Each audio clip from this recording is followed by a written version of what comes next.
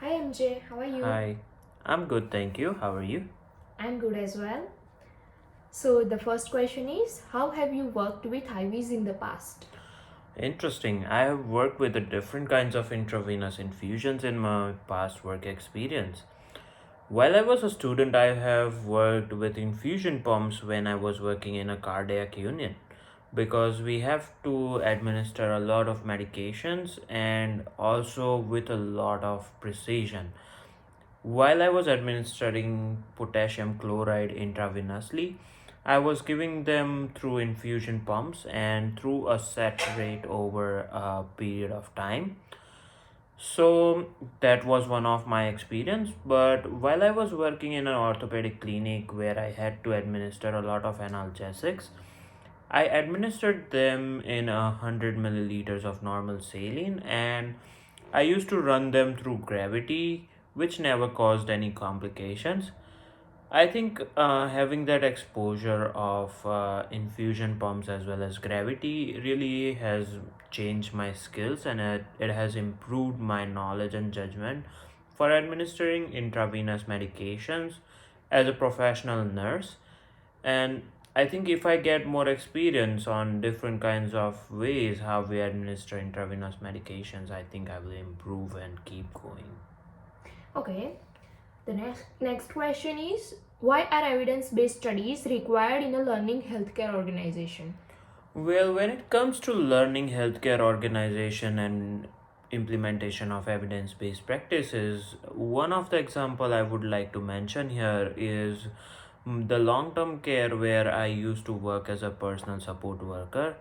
They had a practice of using single-use Pericare wipes, which were supplied from a specific brand, and they have been using it since 2002, but over a period of time they identified that using of those pericare wipes was leading to urinary tract infections. So over a period of time they did a study and they identified that that was a cause, and they tried to solve that problem, and they got eradicated of those single use pericare wipes, and they went back to the older time and got the pericare washcloths.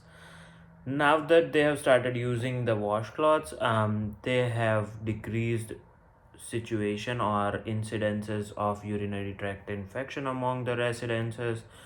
That's why I think that was one of the great example I have come across as a staff to witness evidence-based practice in a learning healthcare organization.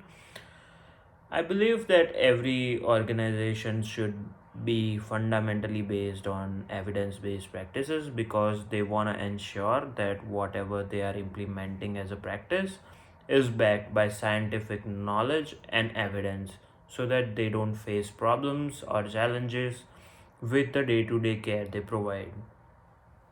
Well, last question for you is what is the concern with using of technology device in healthcare?